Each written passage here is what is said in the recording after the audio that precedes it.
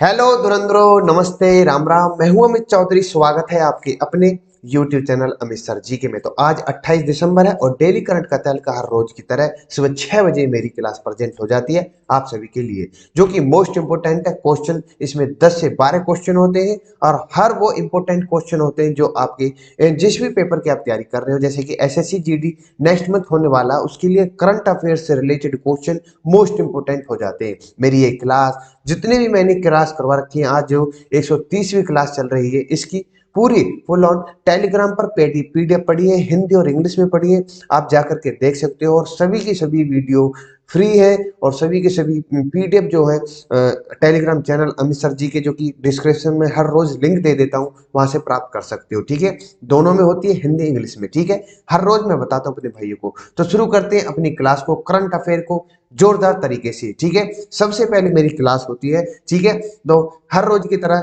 Revision करते हैं अपने डेज के, दिसंबर के। ठीक है, जितने भी महत्वपूर्ण दिवस है तो इंपोर्टेंट है भाई, आराम से समझेंगे प्रॉपर तरीके से। 1 दिसंबर विश्व एड्स दिवस होता है। 2 दिसंबर 2 दिसंबर को विश्व कंप्यूटर साक्षरता दिवस। इसी के साथ दास्ता के उन्मूलन का अंतर्राष्ट्रीय दिवस, विश्व विकलांग लोगों के अंतर्राष्ट्रीय दिवस रूप में विश्व संरक्षण दिवस 3 दिसंबर को। 4 दिसंबर को ये इंपोर्टेंट है, नौसेना दिवस के रूप में मनाया जाता है। 5 दिसंबर को आर्थिक और सामाजिक विकास के लिए अंतर्राष्ट्रीय स्वयंसेवक दिवस। और 7 दिसंबर को सशस्त्र सेना झंडा दिवस, अंतर्राष्ट्रीय नागरिक उड्डयन दिवस होता है। ये कई बार पूछा गया क्वेश्चन है, ये भी इंपोर्टेंट है। ठीक है, नेक्स्ट स्लाइड पर चलते हैं। 9 दिसंबर को भ्रष्टाचार के खिलाफ अंतर्राष्ट्रीय दिवस, मानव अधिकार दिवस और भी इंपोर्टेंट है। 10 दिसंबर को अंतर्राष्ट्रीय पर्वत दिवस। 11 दिसंबर को अंतर्राष्ट्रीय ऊर्जा दिवस के बारे में बताया है। 14 दिसंबर को 18 दिसंबर को अंतर्राष्ट्रीय प्रवासी दिवस रूप में मनाते हैं।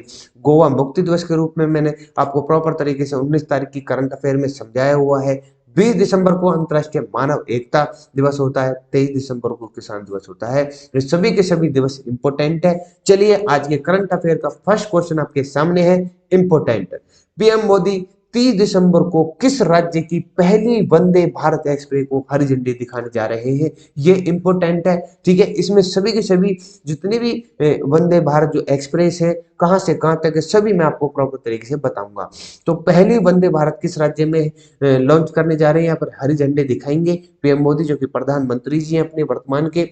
तेलंगाना, पश्चिम बंगाल, गुजरात या महाराष्ट्र? तो यहाँ पर राइट आंसर हो जाता है मेरे भाई, Paschim Bangal, West Bengal is the right answer. ठीक है, पहले वंदे एक्सप्रेस वहां पर हरी झंडी दिखाने जा रहे हैं भारत के प्रधानमंत्री। अब मैं बात करूं, भारत में जो है 6 वंदे भारत एक्सप्रेस ट्रेन चल रही है फिलहाल वर्तमान प्रेजेंट में। ठीक है, ये दिल्ली वाराणसी से, गांधीनगर से मुंबई सेंट्रल, बिलासपुर से नागपुर, नई दिल्ली से अंदौरा, दिल्ली से श्री माता वैष्णो देवी कटरा और चेन्नई मैसूर के लिए बीच में चल रही है वंदे भारत एक्सप्रेस। ठीक है, ये सभी की सभी इंपोर्टेंट है। और पश्चिम बंगाल की पहली वंदे भारत एक्सप्रेस सेवा होगी 30 दिसंबर से यह शुरू होने जा रही है। ठीक है मेरे भाई, इंपोर्टेंट है सभी चीजें। नेक्स्ट क्वेश्चन की तरफ चलते हैं, ये और भी ज्यादा इंपोर्टेंट क्वेश्चन है। हाल ही में इंटरनेशनल स्पेस रजिस्ट्री ने किस व्यक्ति के नाम पर एक तारे का नामकरण किया है? देखो इंपोर्टेंट क्वेश्चन है ये, 101% मुझे लग रहा है क्वेश्चन आएगा ही आएगा। ठीक है, तो इंटरनेशनल स्पेस रजिस्ट्री के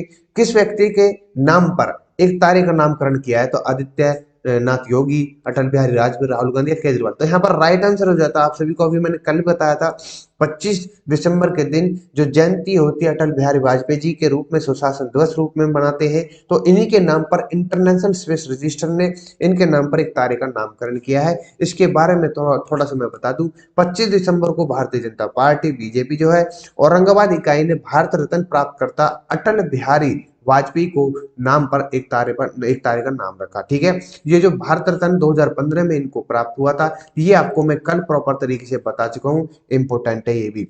पृथ्वी से इस तारे की दूरी जो है 392.01 प्रकाश वर्ष जो की दूरी की वो है। और यह सूर्य के सबसे निकट तारा है, इसलिए इसका नाम, इस तारे का नाम अटल बिहारी वाजपेयी रख दिया गया है मेरे भाई। इंपोर्टेंट है, क्या पता आपसे पूछ सकता है इस क्वेश्चन। ठीक है, इसलिए मैंने ये भी बता दिया। ठीक है, नेक्स्ट क्वेश्चन की तरफ चलते हैं। नेक्स्ट क्वेश्चन आपके सामने, देश की किस IIT के वैज्ञानिक ने हाल ही में कृत्रिम हृदय मतलब आर्टिफिशियल जो हार्ट है तैयार किया है। इंपॉर्टेंट है भाई मेरे।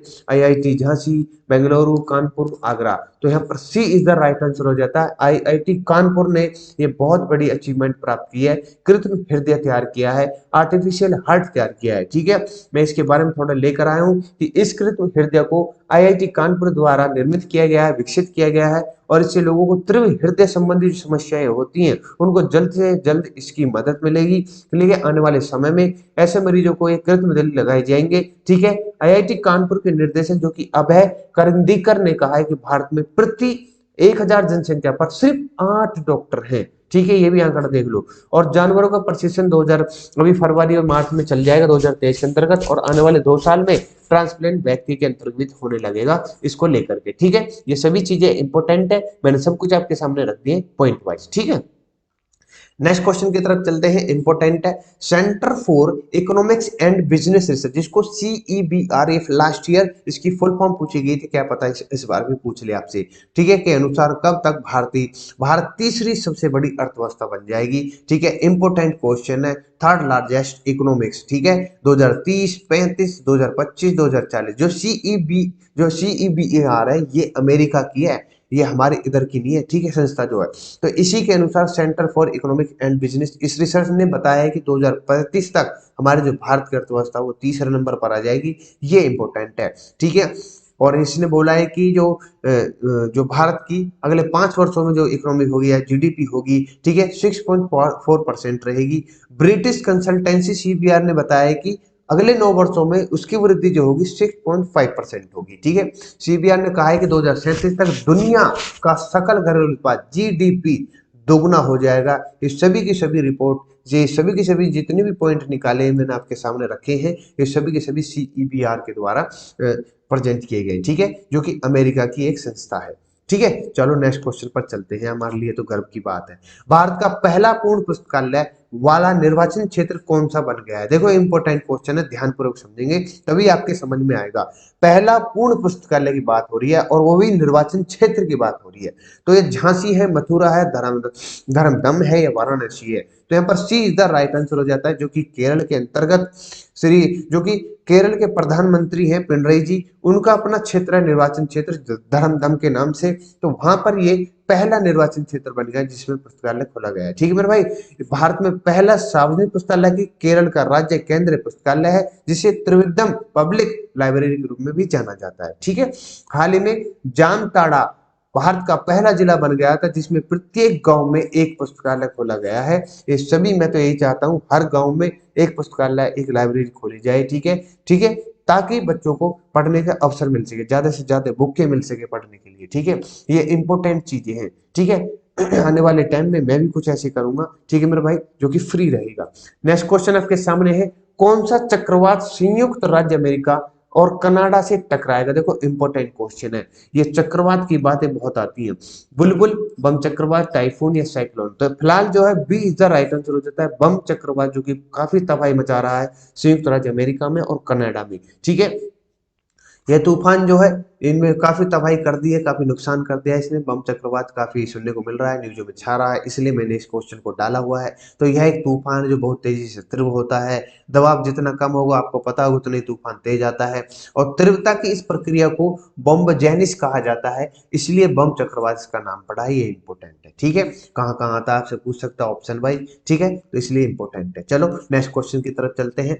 भारत के राज्य या किस केंद्र शासित प्रदेश में हाल ही में चिल्लई कला की शुरुआत की गई है? देखो इंपॉर्टेंट है, लद्दाख है, असम है, जम्मू कश्मीर है, तमिलनाडु है। तो यहाँ पर राइट आंसर हो जाता है लद्दाख। लद्दाख के अंतर्गत जो कि केंद्र शासित प्रदेश है, इसकी राजधानी लेह है, आप सभी को पता होगी। हमारे भारत के अंतर्गत 28 राज्य हैं प्लस में 8 केंद्र शासित प्रदेश है, ये आपको पता होगी खूब अच्छे से। तो चिलाई कला जो है यहाँ पर शुरुआत हो चुकी है, आप देख सकते हो प्रॉपर तरीके से त्योहार होता है इनका एक अपना, जो कि लद्दाख के अंतर्गत मनाया जाता है। ठीक है, नेक्स्ट क्वेश्चन की तरफ चलते हैं इंपोर्टेंट क्वेश्चन के साथ। किसे हाल ही में काला पानी के लिए वर्ष 2022 का साहित्य अकादमी पुरस्कार दिया गया है। देखो इंपोर्टेंट है, काला पानी बहुत ही अच्छी पुस्तक है, तो उनके लिए उनको लिए उपन्यास है, उसके ऊपर ही साहित्य अकादमी पुरस्कार किस आदमी को? PT Usha, Anushka Sharma, M Rajendra, Dinesh Kumar Shukla. ये एम राजेंद्र साहब जो है इनको काला पानी के लिए 2022 में साहित्य अकादमी पुरस्कार प्राप्त हुआ है। मैंने यहाँ भी लिखा हुआ है कि पूर्व IAS अधिकारी एम राजेंद्र जी ने ऐतिहासिक उपन्यास जो उनका है काला पानी, जिसमें 72 व्यक्तियों की हार और निर्वासन को दर्शाया गया है, जिसमें शिवगंगा के शासक वेंगे पेरी उदयन देवर और चिन्ना मरुड़ के पुत्र दर्शाई में शामिल हैं। इसके ऊपर ही मतलब कुल मिलाकर युद्धों की बात हुई और 2022 का इस काला पानी जो उपन्यास है इसके ऊपर इनको साहित्य अकादमी पुरस्कार मिला है। देखो इंपोर्टेंट है, इसको जानना भी, ठीक है। ये पूर्व IAS है और एम राजेंद्र इनका नाम है। ये सभी के सभी तथ्य जितने भी पॉइंट मैं आपको सामने रख रहा हूँ, एग्जामिनर यहीं से ही क्वेश्चन निकाल के आपके सामने घेर देगा, ठीक है। नेक्स्ट क्वेश्चन आपके सामने है, हाल ही में किसे यूनेस्को ट्वास के फेलो के रूप में चुना गया है? देखो इंपोर्टेंट क्वेश्चन है, ठीक है। जो भी इंटरनेशनल संस्थाएं हैं उनके ऊपर कोई भी क्वेश्चन अगर पूछता है तो वो सभी के सभी इंपोर्टेंट क्वेश्चन हो जाते हैं।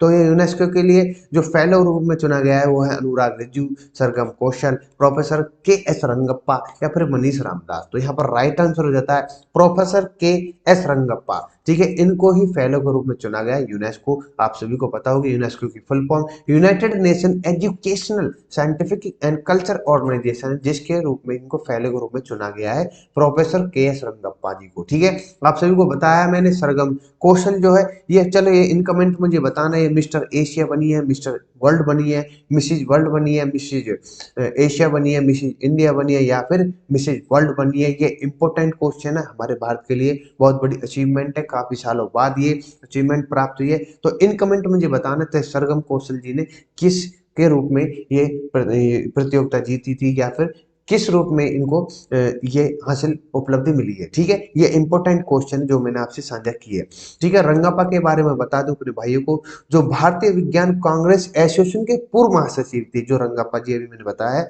ठीक है।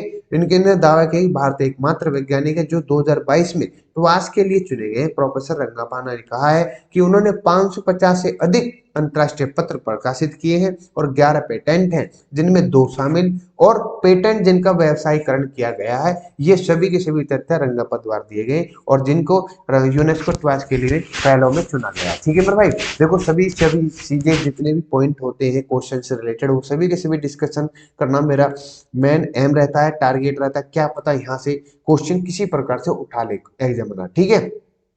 और इंग्लिश में मैं दे ही देता हूँ अपने भाई को, सभी के सभी जितने भी क्वेश्चन होते हैं उनके साथ इंग्लिश में प्रोवाइड कर देता हूँ। हिंदी इंग्लिश दोनों में ही मेरे PDF होती है, करंट अफेयर हो कोई भी क्लास हो, ठीक है। सभी के सभी इंपॉर्टेंट है। तो आज की क्लास के अंतर्गत इतना ही था मेरे भाई, और मैं यही कहूंगा कि अभी आने वाले दिनों में SSC GD के जो पेपर चलने वाले हैं उनके लिए मोस्ट इंपोर्टेंट GK GS में लेकर आ रहा हूँ टेस्ट सीरीज, और इतनी बढ़िया टेस्ट सीरीज लाऊंगा क्योंकि मैंने काफी दिनों से मैं उसमें ही लगा रहा हूँ। क्योंकि पिछले कई सालों के जितने भी मैंने SSC GD के जो पेपर देखे हैं वो बिल्कुल सिंपल क्वेश्चन है, 20 नंबर की आएगी और आराम से करवा दूंगा, बिल्कुल बिल्कुल कराओ, ठीक है। जैसे कि स्टेट में आप प्रॉपर तरीके से देख सकते हो, CTET में अभी मैं लगाऊंगा जो टेस्ट सीरीज तो उसमें प्रॉपर तरीके से समझाऊंगा अभी सबके यहाँ से इस सॉरी इस टेस्ट सीरीज से मेरे क्वेश्चन पकड़ा है, ठीक है। और मेन मुद्दा यह होता है कि मैं क्वेश्चन के साथ टॉपिक समझाऊं और टॉपिक से उन सभी को रिलेटेड करके समझाऊं, क्या पता एग्जामिनर यहाँ से इस टॉपिक में से इस प्रकार से क्वेश्चन उठा ले। ये मेरा मेन एम होता है, ठीक है। आपको पता नहीं होगी किस प्रकार से क्वेश्चन पूछ सकता है, तो सभी चीजें SSC GD टेस्ट सीरीज या मॉक टेस्ट में हम बात करेंगे क्योंकि मोस्ट इंपोर्टेंट होने वाली है वो टेस्ट सीरीज, ठीक है। तो आज की क्लास के अंतर्गत इतना ही था मेरे भाई, और कोई भी किसी प्रकार से किसी भी क्वेश्चन के अंतर्गत कोई गलती हो या फिर कोई समझ में नहीं आ रहा हो तो मुझसे टेलीग्राम से ज्वाइन करो या फिर वहां से बात कर सकते हो, कोई भी गाइडेंस आप ले सकते हो मेरे से, ठीक है। तो विदा लूंगा अपने भाई से, नमस्ते राम राम। क्लास को लाइक शेयर सब्सक्राइब कर दो और निःशुल्क है सभी चीजें GK को लेकर के, ठीक है। जय हिंद जय भारत।